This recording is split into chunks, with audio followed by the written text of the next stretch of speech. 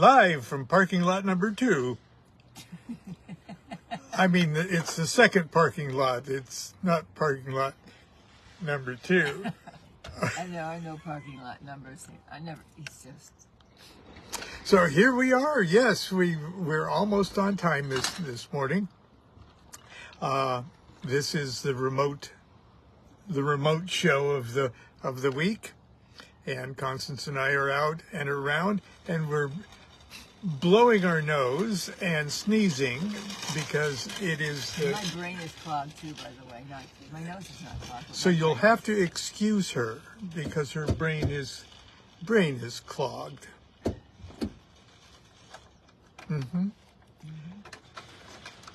So anyway, yes, it is pollen. It is the pollen season, and we're both sneezing, but not nearly as much as Constance is, and her dry eyes and itchy, and she's absolutely whining about it. And it's amazing how she can keep her sweet disposition. With all, I don't really have one anyway, so that's okay. A disposition? I know, a sweet one. I'm pretty matter of fact, would you not say? Well, I'm down to business. It's my disposition. I've learned she is whatever she says she is. So, but right now, I'm going to talk. Means not sweet, obviously. Speaking about breathing. I know many of you breathe, and so this might be interesting because I'm going to talk about pranayama, and I have a pranayama story, okay, that I'm going to share with you. But right now there is a thorn of some kind sticking out of my chair and into my leg. Since it's a car, it probably is some kind of wire instead of a thorn. It's some kind of a wire. Anyway. But that doesn't spoil my disposition. Anyway, I'm going to turn it over to Constance, who's going to tell you all about putting a teacup on my head. Oh, no, he's going to talk about that. Well, I'll talk. I just want you to affirm that you put teacups on my head. Yes, it was a house where we had it was a duplex. John Paul was 3 years old or 4, maybe. And it was, we had one bedroom. Our bedroom was the combination living room, bedroom, connected to the little combination dining room, kitchen. And Lon would do pranayama in the morning and have music on the radio. And in those days, I could obviously sleep through anything, and even sleep a normal amount of time somehow. And yes, I would. Those were the days. I did put a teacup. Did the teacup have water in it? I don't know. Yes. I think in it. Yes. I don't know. Yes. Anyway, he's going to tell you about that. What am I going to talk about? My week. Probably. I tried to breathe all week. I used to do pranayama every morning for many more years than Lon did, only later. Oh yeah. Later, but recently later. But my practices have become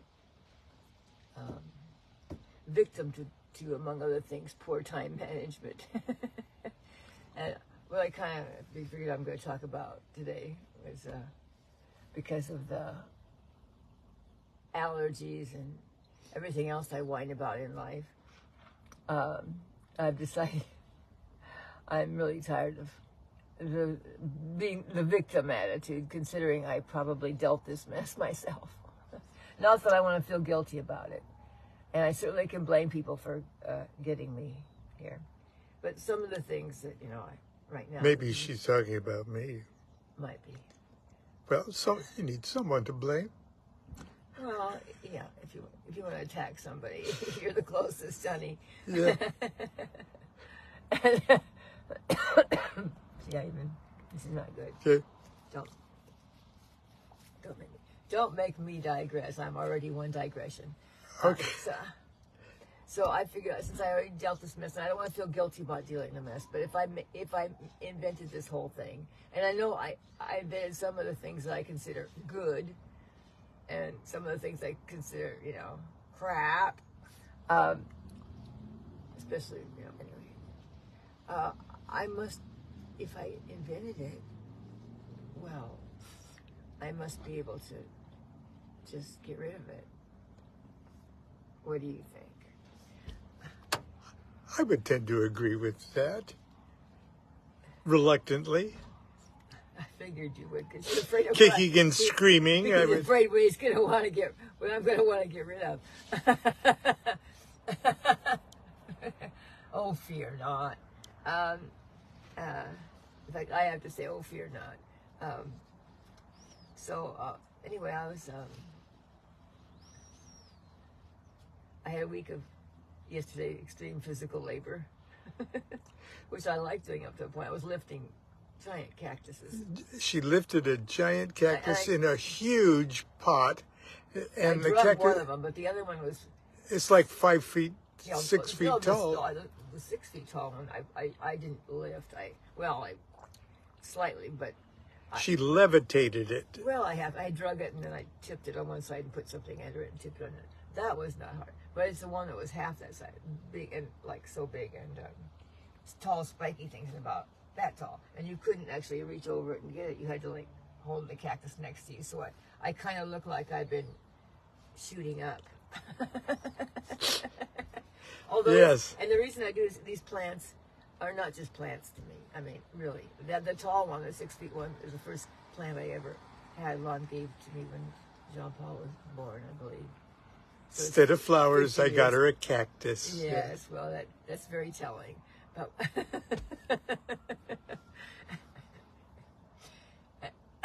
it was to remind me about what irritates me in life. But anyway, and it was very heavy, and so I had to pick it off this shelf that I'd made with cement blocks and old fence pieces, because I have to move things out into the wider area because my plants are from another part of the earth where it's warmer, so they have to be slightly protected in the wintertime. So I moved it out, but I got it like this chest high, but it's too heavy to lower without breaking parts of my body.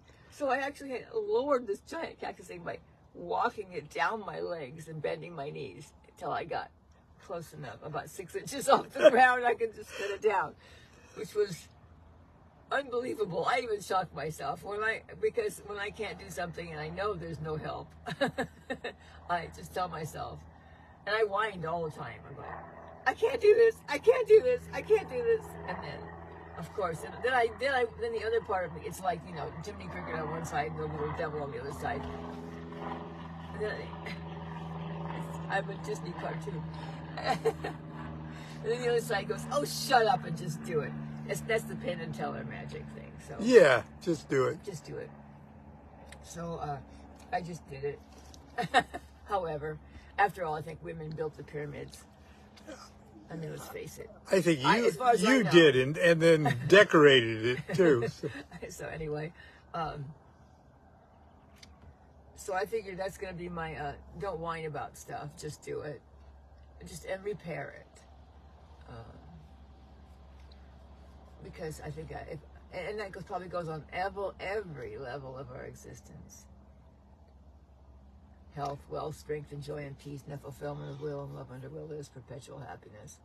I think it's on every level of it. Just give up the victimness, because you probably dealt this mess. And part of it is probably some misguided, right now I have a gorgeous dining room and a laundry room that I've wanted all my life because I'm crazy. I like laundry. So, but anyway, so, just no garage, everything's in bins. So, anyway, and we're in Sacramento. But other than that, so I think part of it, are my misguided desires that if you ask for it, you do get it.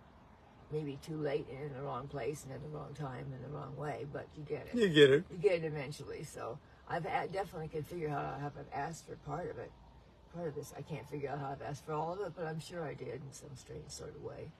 So, anyway, I'm going to invite you to take the journey with me of trying to be less of a victim and figuring out how you can, and maybe you're not at all. I mean, you know, I'm sure I'm just totally alone in this. Maybe you're not a victim. Don't ever have that attitude that somebody did something to you or some situation sucks or some, you know, your environment is totally bliss, and that means you're probably on the right track, because I think it probably is close to that in reality. So I'm trying to see things with the Pentecost vision as well, you know, of what does it really look like? What's the truth really like in this situation? Oh no, not the truth. Anyway. Well, thank you. Hey, briefly, while we're still not talking about pranayama, what was your last sort of pranayama technique? Oh, I just did the suck in one nostril and blow out the other. And blow out the other. And try. That was just it. I would do a cleansing breath when I started, just snorting. Yeah. And breathe belly breathe, not up here, and not with your mouth. And I would do it, for some days longer, some days shorter. I tried not to restrict myself, just do it. So anyway. And you do it outside, inside? I would. Well, I'm afraid I did do it upstairs because I was alone, and then I could sit and go ooh. Afterwards, make bodily noises. I read the holy books first, and then do that. So I read through the holy books a multitude of times, and a few other things too, other books, because I like getting inspiration from books. Okay. And plants and animals. Well, that's it. That's it? Okay. I'm going to just talk briefly about a couple little things. Are you turning it away from me now, please? I'm going to turn it right back on me. Is that it? Yeah. Oh, good. Okay. Now I can stick this tissue up my nose. She's sticking a towel up her nose. Yeah. Wow, it's a big towel, one of those beach towel. It's going all the way in. All right. Wait a second. I do have cocaine nostrils, so we won't go there. Right up your cocaine nostrils there. I'm going on with that note. That tells way too much about my previous life. So, it's all, at our age, it's not scandal, it's legend. Oh, wow. I gotta think about that, and then not think about it. Okay. Too much responsibility. But I am going to talk about Yogi Ramacharaka, who was our hippie entry-level drug into yoga and Oriental. One of the beginning books you read is Autobiography of a Yogi. Autobiography of Yogi. Anything of Yogi Ramacharaka you can get, and the Bhagavad Gita and the what's I can't. Srimad Bhagavatam. Right. You start with Hinduism because it's so gosh darn colorful and fun. Yeah. And smells good. Yeah. Good music, good food. Yeah. Good incense. And good meditation music goes. It used to be good fabric too. Beautiful fabric and beautiful statues. Yep. Well, but all religions are like that. Hinduism has it all. Well, no, they all have something. Everybody has something. Okay. Well, you say about Catholics too. After all, what was that line in that movie? Oh, come on, the Catholic in their clothing. The Catholic in the what? Clothing. Oh yes. One of our favorite. Yes, the priest, a priest who's teaching like grade school kids. Irish. Yeah, an Irish priest that teaching grade school kids at a Catholic school, and what movie is this? Saint Vincent. It's Oh, that's an odd movie. Yes. Yeah. But anyway, he says that everybody's a different religion in this class, and the kids say, "I'm a Hindu," and one says, "I'm Jewish," and he says, "I'm an atheist. I'm an atheist." I'm a Buddhist. And he says, "See," he says, "you don't have to be a Catholic, but Catholic's best because," and he says it with his wonderful Irish accent, "because we have the most rules and the best clothes." Anyway, on that note, I'm leaving, but that was fun. Yeah, okay. That was worth telling. That was worth telling. Anyway, it's a Bill Murray movie called St. Vincent, and it's really cute. Anyway, I will really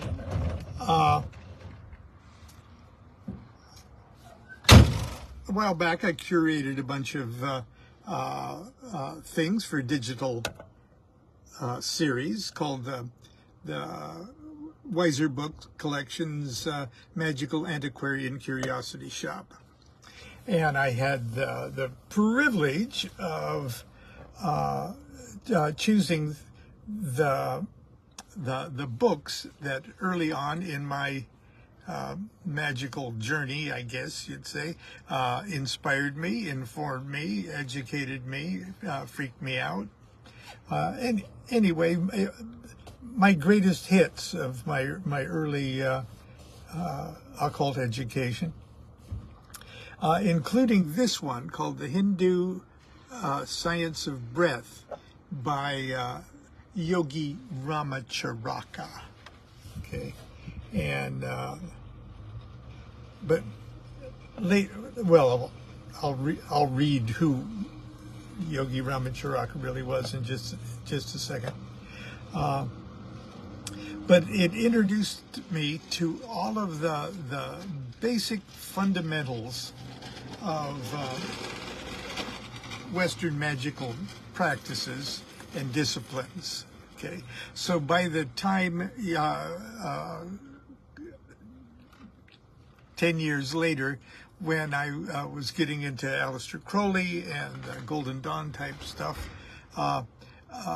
things just sort of already made sense to me. Oh, this is meditation. Oh, this is astral projection. Oh, this is the hatha yoga and pranayama, and this is why we do all of this. So I wasn't completely on square one when I was introduced to Crowley. And so I had been practicing for a number of years different techniques of pranayama, partially because of this book I'm going to talk about here in just a second. But before I forget about it, I want to share a story. Constance said that when we were at the Hamilton Street apartment, I had just taken my Minerval. Okay. I took a bus up to Dublin, California, sold books to pay the bus ticket, everything else. We were painfully poor. I don't even think at the time I had a job yet. I was still scrambling for a job. But I got up every morning to do magic because I had just taken my Minerval. I had just become Phyllis Eckler's student. I was still wide-eyed and fanboyed out by being acolyte, if you will, of Phyllis Eckler and Grady McMurtry and Helen Parsons Smith would be visiting the house, and it was just sort of a glorious. I was wide-eyed and energetic to do all of these practices. So in the morning, after I did my banishings and the equivalent of like zazen kind of things, I would do pranayama. And Phyllis had me just on a simple thing where I would At first, I would suck it, hold my nostril with my right nostril with my thumb, and draw in a breath slowly, and then hold it for like a count of. It started off with a count of 4, and then change nostrils and blow it out there, and you visualize the energy coming up one side of your spine and then out the other side of your spine. So you're creating this circuit that goes up your Ida and down your Bengala, or whatever you want to call it. And at first, it's a little difficult because you think you're going to suffocate, but then you get really into the rhythm of it, and the rhythm of it is what's really important, actually. I'm going to roll up my window here. There we go. But what's really interesting is I realized that right away it was getting me absolutely stoned. And then I kept getting better and better at it. And I'd sit in sort of, my asana was sort of the Japanese pose. And then that was hurting my back, so I just went into, used a half lotus. And I had a watch in one hand. So I would time it. And but I kept getting better and better at it, and drawing longer breaths in and holding it longer and releasing it through the opposite nostril for longer periods of time, until the cycles got so long that I was like taking 2 whole breaths in like 3 minutes. Okay. I don't know if it was quite like that, but it was a long, long time. And I'd put on the classical music station on this old tube Motorola radio that we had in our little tiny living room. And I was really getting good at it, and I was writing all this down in my diary, which is becomes sort of an ego thing, actually. But one morning, I was on one of these really, really long cycles, and everything was popping on. Everything was going right. And it wasn't just air I was bringing in and blowing out. The air I was bringing in, I sensed the life force in it. Not just the oxygen, not just the air or the other gases. I actually connected with, yes, this is what the prana is. Okay, it's not oxygen. It's the source of everything, and it was starting to pop in my. All the shoes were dropping. Everything was falling into place. I was really getting it. But the radio was not very loud, and it wasn't distracting at all. But the Speakeasy Pines of Rome came on. I love the Pines of Rome. But it was so low, I couldn't hear it. And even the thought of Pines of Rome, I like Pines of Rome, it's too low. Even that thought disturbed my rhythm, disturbed my pranayama.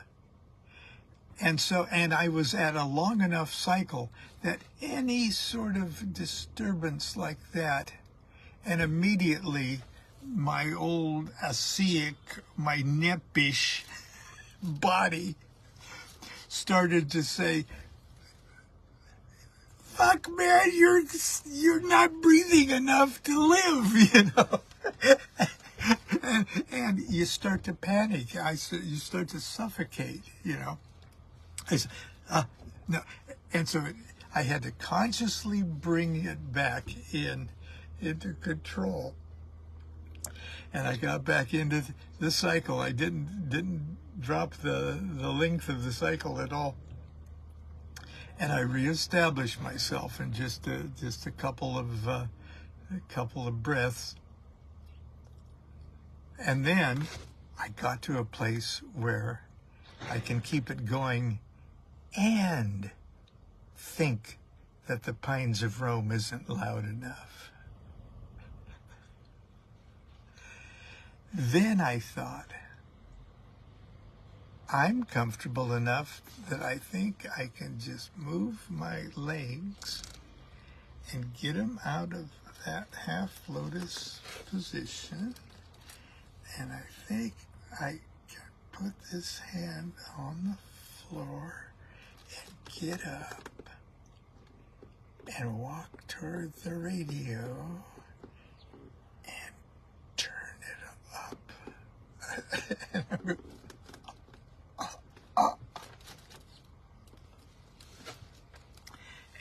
And I did. I stood up. There was a couple little panic things here and there, but I just paused and got back into control. And I started to take 1 step, 2 steps, 3 steps, and I saw my hand reach toward that Motorola big old 1950 radio knob. And then all of a sudden, it was like 2 curtains on either side of me just went whoom, and enveloped me in total blackness.